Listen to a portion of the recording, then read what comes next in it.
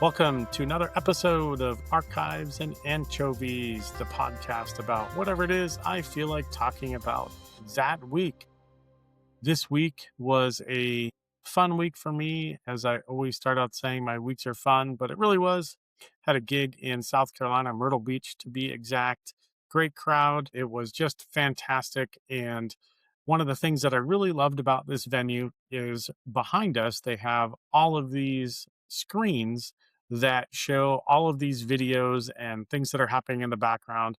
We generally don't get to pick anything like that. They just kind of do it, and whatever the house decides to play, they play.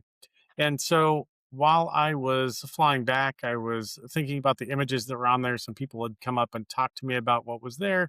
And I thought of how video transformed music and how MTV came to be. So I'm your host, James Coulon, and today we're going to dive into one of the most seismic shifts, I think, in popular culture, the launch of MTV and how it fundamentally changed not just music, but the entire music industry. On August 1st, 1981, at 12:01 a.m., a simple message appeared on television screens. Ladies and gentlemen, rock and roll. Those words, spoken by John Lack, launched music television, MTV, and nothing would ever be the same. The very first video that played on MTV, it was pretty iconic. Video Killed the Radio Star by the Buggles, and it turned out to be very prophetic.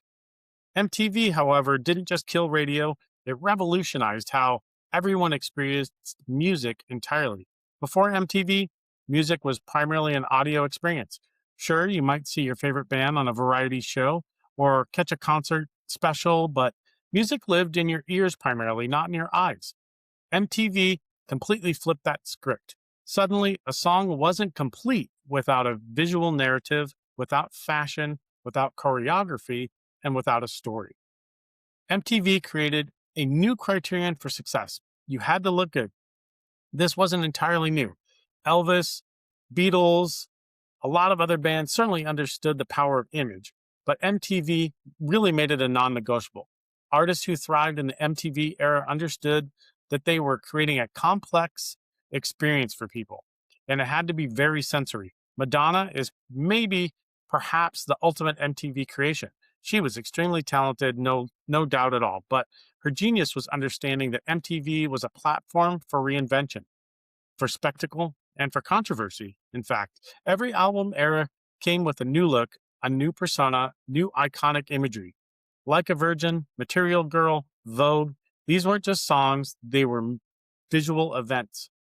Michael Jackson, he even took it further. Thriller, we all know the iconic video Thriller. It just wasn't a music video. It was a 14-minute short film that premiered like a movie event. It had a narrative, special effects, choreography, and a budget that was unheard of at the time. John Landis, a film director, not just a video director, helmed it. Jackson understood that MTV could elevate the music video to an art form, and he invested accordingly. MTV developed its own visual language, quick cuts, bright colors, surreal imagery, narrative storytelling mixed with performance footage. Directors like David Fincher, Spike Jonze, and Michael Gondry cut their teeth making music videos, and they brought a cinematic quality that influenced not just music, but movies and advertising as well. The channel also pioneered specific styles of programming. VJs, or video jockeys, became celebrities in their own right. Martha Quinn, Mark Goodman, Nina Blackwood, Alan Hunter, J.J. Jackson. These weren't just people introducing videos. They were your cool older siblings bringing you into this new world of music television, and they were watched a lot, quoted a lot, and talked about a lot. MTV also played a complicated but ultimately important role in breaking down racial barriers in music. Initially, the channel was heavily criticized for not playing Black artists.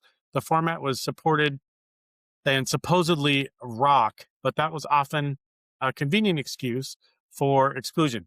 Michael Jackson, he came out with Billie Jean, and it's often credited as the video that broke MTV's color barrier, although the reality is more complex. David Bowie, He himself confronted MTV about its lack of diversity in a famous 1983 interview.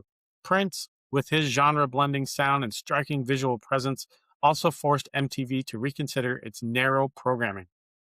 By the mid 80s, MTV had become much more diverse, and it helped launch the careers of numerous Black artists, from Run DMC to Whitney Houston to Public Enemy. Hip hop, in particular, found a powerful platform through shows like Yo MTV Raps, which premiered in 1988 and brought hip hop culture to mainstream American homes. MTV didn't just change American music either, it became a global phenomenon. MTV Europe launched in 1987, followed by MTV Asia, MTV Latin America, and eventually localized versions around the world. American pop culture, transmitted through MTV's 24-hour music video feed, reached corners of the world that had never experienced anything like that with such intensity. But it also worked in reverse. MTV helped launch artists from other countries into American consciousness. It created a more globalized pop marketplace. By the late 1980s and early 1990s, MTV had become somewhat predictable, dominated by glossy pop, hair metal, which was huge, and formulaic videos. But then came 120 Minutes, a late night show dedicated to alternative music, and eventually Headbangers Ball for metal. When Nirvana's Smells Like Teen Spirit hit MTV in heavy rotation in 1991, it marked another revolution. Suddenly, the polished aesthetics of the 80s completely felt dead. Grunge brought a raw, anti-commercial ethos, and ironically, MTV, the ultimate commercial platform, helped spread that rebellion. Kurt Cobain's complicated relationship with MTV fame exemplified a new tension. Artists who wanted authenticity but couldn't escape the image-making machine that MTV represented. In 1984, MTV made another brilliant move. They created their own award show, the MTV Video Music Awards. It premiered on September 14th, 1984, at the illustrious Radio City Music Hall in New York City, and it was unlike any other award show that had come before it. Traditional music awards shows like the Grammys were pretty formal, industry-focused affairs, but the Video Music Awards were designed for television, for spectacle, for moments that would become part of pop culture history, and boy, did they deliver. The very first show in 1984 featured Madonna writhing on stage in a wedding dress, performing like a virgin, rolling around and losing her shoe, a moment that shocked audiences and cemented her reputation as a provocateur. This became the VMA's calling card, the unexpected. Over the years, the VMAs gave us unforgettable moments. Michael Jackson and Lisa Marie Presley's Awkward Kiss in 1984, Britney Spears and the Python in 2001, Madonna, Britney, and Christina's Kiss in 2003, West interrupting Taylor Swift in 2009, Miley Cyrus and the Foam Finger in 2013, Beyonce announcing her pregnancy in 2011, dropping the mic and revealing her baby bump. The VMAs understood something crucial.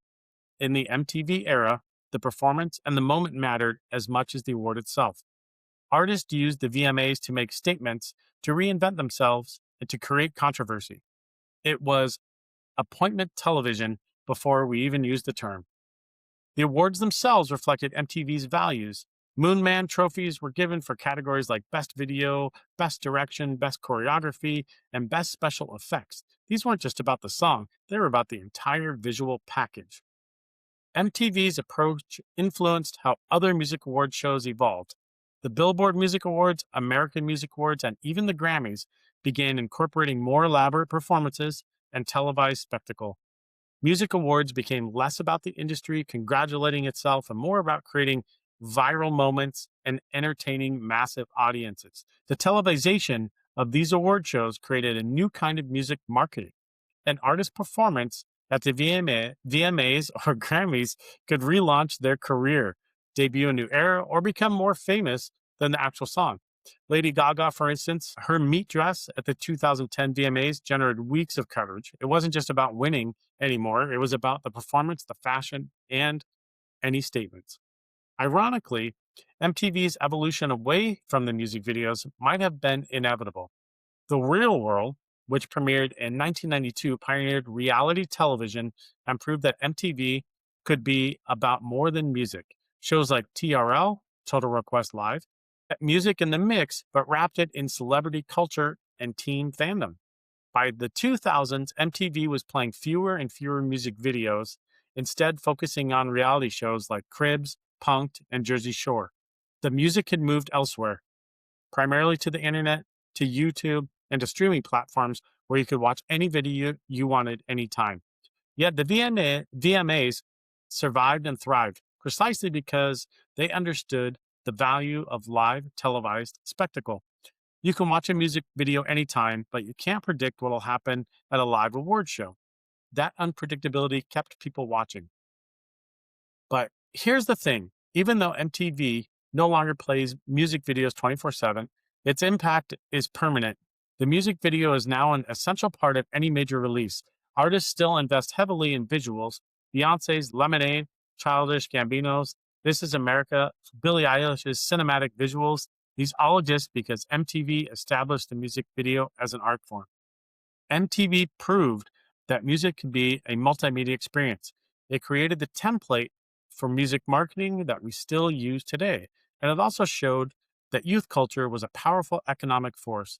It gave us the language of visual storytelling in music that we now take for granted.